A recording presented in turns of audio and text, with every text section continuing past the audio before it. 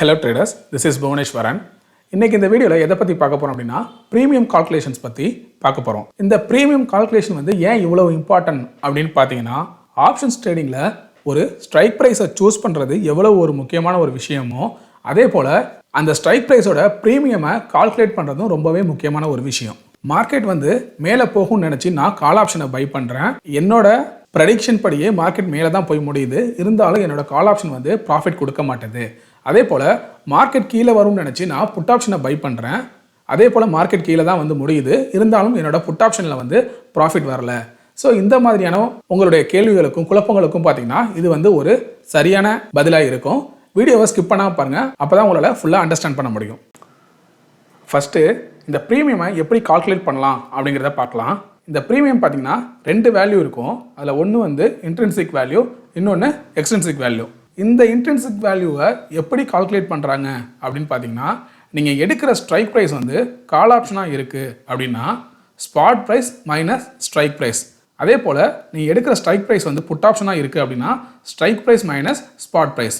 ஒரு எக்ஸாம்பிளோட சொல்லணும் அப்படின்னு பார்த்தீங்கன்னா நிஃப்டியோட ஸ்பாட் வந்து 21,255 இருக்குது. நீங்கள் 21,250 கால் ஆப்ஷனை வந்து எடுக்கிறீங்க அப்படின்னா spot price minus strike price, அதாவது 21,255 மைனஸ் 21,250, அப்போது பேலன்ஸ் வந்து 5 இருக்கும். அந்த 5 தான் பார்த்தீங்கன்னா இன்ட்ரின்சிக் வேல்யூ. பேலன்ஸ் இருக்கிற அமௌண்ட் எல்லாமே பார்த்தீங்கன்னா எக்ஸ்ட்ரின்சிக் வேல்யூ. ஸோ இதை வந்து ஒரு எக்ஸாம்பிளோட ஆப்ஷன் செயினில் பார்ப்போம். உங்களுக்கு இன்னும் பெட்டராகவே உங்களுக்கு புரியும். செயினில் வந்து இருக்கும். ஸோ இப்போ நம்ம ஆப்ஷன் செயின் வந்து பார்க்க போகிறோம். இதில் நிஃப்டியோட ஸ்பாட் பார்த்தீங்கன்னா 21,255 வந்து காமிக்குது. 28th டிசம்பருக்கான expiry. இப்போ நம்ம என்ன பண்ணுறோம், இதில் லெஃப்ட் சைடில் இருக்கிறது எல்லாமே பார்த்தீங்கன்னா கால் ஆப்ஷன், ரைட் சைடில் இருக்கிறது எல்லாமே பார்த்தீங்கன்னா புட் ஆப்ஷன். ஸோ உங்களுக்கு ஆல்ரெடி இந்த ஆப்ஷன் செயின் பற்றி தெரிஞ்சிருக்கும். இப்போது நம்ம அட் த மணி எடுக்கிறோம் அப்படின்னா மார்க்கெட்டோட ஸ்பாட் வந்து 21,255 இருக்கிறதுனால இந்த 21,250 கால் ஆப்ஷனை வந்து நம்ம சூஸ் பண்ணுறோம் அப்படின்னா இதுக்கான அந்த ப்ரீமியம் பாருங்கள் 218 இருக்கு. அப்போது இதில் இன்ட்ரின்சிக் வேல்யூ எவ்வளோ இருக்கும் அப்படிங்கிறத நம்ம கண்டுபிடிக்க போகிறோம். நம்ம ஆல்ரெடி சொல்லியிருக்கோம் கால் ஆப்ஷனுக்கு spot price minus strike price. அப்போது ஸ்பாட் வந்து 21,255, ஸ்ட்ரைக் வந்து 21,250. அப்போது அதோட இதை மைனஸ் பண்ணிங்கன்னா 5 rupees வரும். 218ல் 5 rupees மட்டும்தான் பார்த்தீங்கன்னா இன்ட்ரின்சிக் வேல்யூ. பேலன்ஸ் இருக்கிற 213 இருக்கு இல்லையா, அது எல்லாமே பார்த்தீங்கன்னா எக்ஸ்ட்ரின்சிக் வேல்யூ. இப்போ உங்களுக்கு புரிஞ்சிருக்குன்னு நினைக்கிறேன் எக்ஸ்ட்ரின்சிக் வேல்யூ எப்படி நம்ம ஐடென்டிஃபை பண்ணுறதுன்ட்டு. நம்மளால் இன்ட்ரின்சிக் வேல்யூவை ஃபைன் பண்ணுற மாதிரி எக்ஸ்ட்ரின்சிக் வேல்யூவை கால்குலேட் பண்ண முடியாது. ஏன் அப்படின்னா அந்த எக்ஸ்ட்ரின்சிக் வேல்யூ எதெல்லாம் பேஸ் பண்ணி இருக்கும் அப்படின்னு பார்த்தீங்கன்னா மார்க்கெட்டோட வாலட்டிலிட்டி எப்படி இருக்குது, இன்னும் எக்ஸ்பைரிக்கு எவ்வளவு நாள் இருக்குது, இந்த மாதிரி டைம் வேல்யூவை பேஸ் பண்ணி இருக்கும். அதனால தான் எக்ஸ்ட்ரின்சிக் வேல்யூவுக்கு டைம் வேல்யூ அப்படிங்கிற நேமும் உண்டு. இதுவே புட் ஆப்ஷனுக்கு நம்ம எடுத்துக்கிட்டோம் அப்படின்னா புட் ஆப்ஷனுக்கு வந்து 21,300 நம்ம எடுத்துக்கிறோம் அப்படின்னா strike price minus spot price. அப்போது ஸ்ட்ரைக் ப்ரைஸ் வந்து 21,300 மைனஸ் ஸ்பாட் வந்து 21,255. அப்போது இதுக்கான இன்ட்ரின்சிக் வேல்யூ அப்படின்னு பார்த்தீங்கன்னா 45 இருக்கும். அப்போ ப்ரீமியம் 108 இருக்குன்னா 108ஓட 45 மைனஸ் பண்ணிங்க அப்படின்னா உங்களுக்கு எக்ஸ்ட்ரின்சிக் வேல்யூ அப்படிங்கிறது வந்து கிடைச்சிரும். அப்போ நமக்கு எக்ஸ்ட்ரின்சிக் வேல்யூ அப்படிங்கிறது வந்து 63 இருக்கும். இதில் நீங்கள் தெரிஞ்சுக்க வேண்டிய இன்னொரு முக்கியமான விஷயம் என்னென்னா இன்ட்ரின்சிக் வேல்யூ வந்து ஒன்று பாசிட்டிவாக இருக்கும், அதாவது அபோவ் 0 இருக்கும், இல்லைனா பாசிட்டிவாக இருக்கும், நெகட்டிவ் நம்பராக இருக்கவே இருக்காது. இப்போது அட் த மணியை விட்டுட்டு அவுட் ஆஃப் த மணியெல்லாம் செக் பண்ணி பாருங்கள். கால் ஆப்ஷன்லையும் சரி புட் ஆப்ஷன்லையும் சரி நம்ம இதை செக் பண்ணி பார்த்தோம் அப்படின்னா இதில் இன்ட்ரின்சிக் வேல்யூவே இருக்காது, வெறும் எக்ஸ்ட்ரின்சிக் வேல்யூ அதாவது டைம் வேல்யூ மட்டும்தான் இருக்கும். இந்த கால் ஆப்ஷனில் பாருங்கள், இப்போ ஸ்பாட் வந்து 21,255 இருக்குன்னா நம்ம எடுக்கிற ஸ்ட்ரைக் வந்து 21,300 இருக்குது அப்படின்னா 21,255 மைனஸ் 21,300 அப்படின்னு பார்த்தீங்கன்னா மைனஸ் 45க்கு போயிடும். அப்போ என்ன சொன்னோம், மைனஸுங்கிறது வந்து இருக்காது, அப்போது 0. இன்ட்ரின்சிக் வேல்யூ 0 இருக்குது அப்படின்னா பேலன்ஸ் இருக்கிற 185 மொத்தமும் பார்த்தீங்கன்னா எக்ஸ்ட்ரின்சிக் வேல்யூ. அப்போ இதோட மீனிங் நீங்கள் என்னென்னு புரிஞ்சுக்கணுன்னா இதுக்கு வெறும் டைம் வேல்யூ மட்டும்தான் இருக்குது. அதாவது மார்க்கெட்டு எக்ஸ்பைரியில் இதே 21,300ல் முடிஞ்சுது அப்படின்னா உங்களுக்கு ப்ராஃபிட்டே இருக்காது. ஏன்னா வெறும் எக்ஸ்ட்ரின்சிக் வேல்யூ டைம் வேல்யூ மட்டும்தான் இங்கே இருக்குது, இன்ட்ரின்சிக் வேல்யூவே இல்லை. இதுவே நீங்கள் இப்போது 21,200 ஸ்ட்ரைக்கை வந்து செலக்ட் பண்ணி பார்த்தீங்க அப்படின்னா 21,255 மைனஸ் 21,200 அப்படிங்கிறப்போ 55 வந்து இன்ட்ரின்சிக் வேல்யூவாக கிடைக்குது. அப்போ இந்த இடத்துல என்ன இருக்குது அப்படின்னா நமக்கு 55 ருபீஸ் இன்ட்ரின்சிக் வேல்யூவாக இருக்குது. பேலன்ஸ் இருக்கிற 192 பார்த்தீங்கன்னா நமக்கு எக்ஸ்ட்ரின்சிக் வேல்யூ.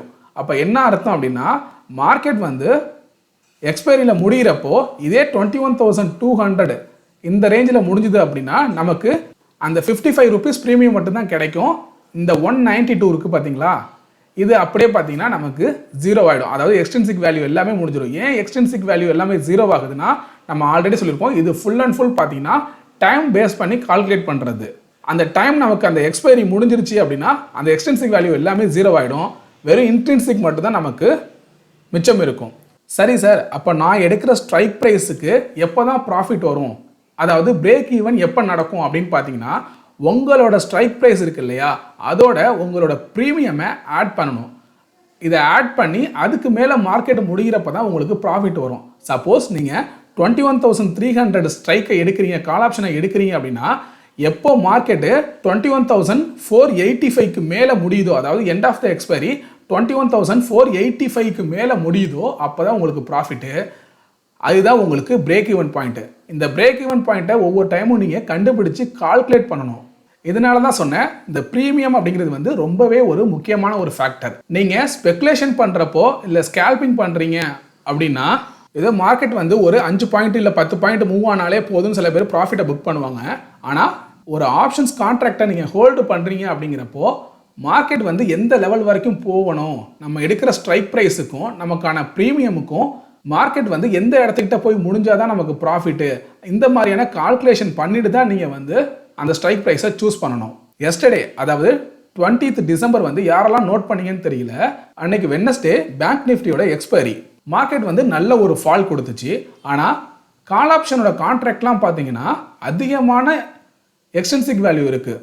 அதோட ப்ரீமியமையும் அதோட ஸ்ட்ரைக் ப்ரைஸையும் நம்ம மைனஸ் பண்ணி பார்த்தோம்னா 5 ரூபா 10 ரூபா மட்டும்தான் இன்ட்ரின்சிக் வேல்யூ இருக்குது. ஆனால் அதோட டைம் வேல்யூ பார்த்தீங்கன்னா 100 சம்திங் இருக்குது. அப்போ என்ன அர்த்தம்னா நீங்கள் அந்த ஸ்ட்ரைக் ப்ரைஸில் நீங்கள் ட்ரேட் பண்ணாலுமே என்ன ஆகும்னா மார்க்கெட்டு அதை விட 100 பாயிண்ட் மேலே ஏறினா மட்டும்தான் உங்களுக்கு ப்ராஃபிட் வரும். ஸோ எப்பெல்லாம் இந்த ப்ரீமியம் வந்து இவ்வளோ ஹையாக இருக்கும் அப்படின்னா எக்ஸ்ட்ரின்சிக் வேல்யூ எப்பெல்லாம் ஹையாக இருக்கோ அப்போல்லாம் ப்ரீமியம் ஹையாக இருக்கும்.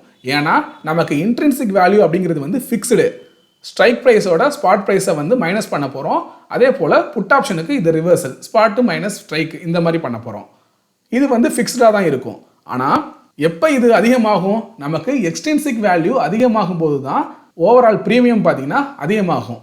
இந்த எக்ஸ்ட்ரின்சிக் வேல்யூ எப்போ அதிகமாகும், இது வந்து டைமை பேஸ் பண்ணி இருக்கிறதுனால எப்பெல்லாம் மார்க்கெட் வந்து அதிகமாக வாலட்டிலிட்டியாக இருக்குது, ஐவி வந்து ரொம்ப அதிகமாக இருக்குது, இந்தியா விக்ஸ்லாம் பார்த்தீங்கன்னா 16க்கு மேலே 18 கிட்ட அதுக்கு மேலே இருக்கும்போது பார்த்தீங்கன்னா ப்ரீமியம்லாம் ரொம்ப ஹையாக இருக்கும். ப்ரீமியம் ஹையாக இருக்கும்போது பார்த்தீங்கன்னா யாருக்கு அது பெனிஃபிட்னா ஆப்ஷன் செல்லருக்கு வந்து பெனிஃபிட்டாக இருக்கும். ஏன்னா மார்க்கெட் ஸ்டேபிளாக இருந்தாலும் சரி இல்லை அவங்களோட டைரக்ஷனுக்கு மார்க்கெட் மூவ் ஆனாலும் சரி டைம் வேல்யூ அதிகமாக இருக்கிறதுனால அந்த ப்ரீமியம் எல்லாம் அதிகமாக கரைஞ்சிக்கிட்டு இருக்கும். அது வந்து ஆப்ஷன் செல்லருக்கு ரொம்ப பெனிஃபிட்டாக இருக்கும்.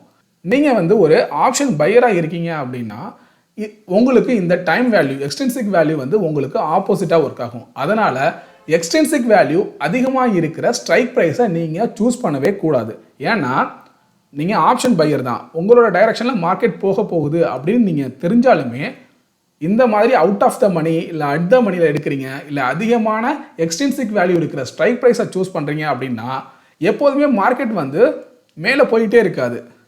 மேலே போகும், கொஞ்சம் கீழே இறங்கும், திரும்ப மேலே போகும், கீழே இறங்கும்.